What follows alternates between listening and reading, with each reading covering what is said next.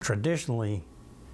professionals have focused on the negative aspects of trauma, probably understandably so, because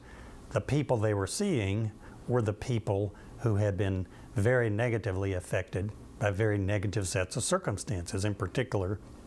exposure to extreme kinds of circumstances in prolonged combat, like World War I, World War II, Korea,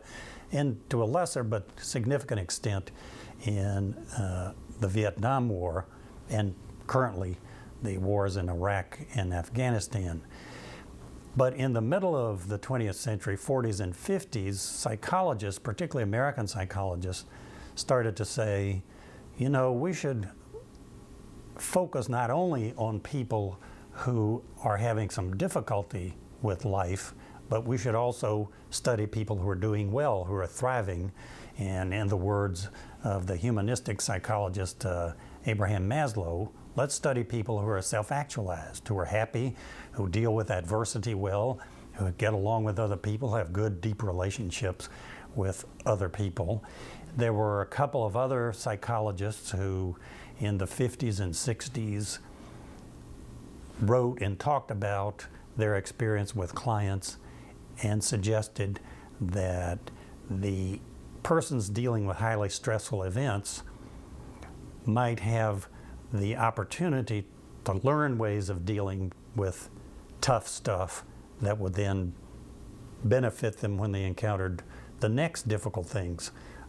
in life. And then in the 80s and 90s, some people explicitly called for a more specific focus on positive kinds of elements in psychology. And as a result of sort of this historical stream of the 40s, 50s, and 60s, and et cetera, then people started to focus on very difficult life circumstance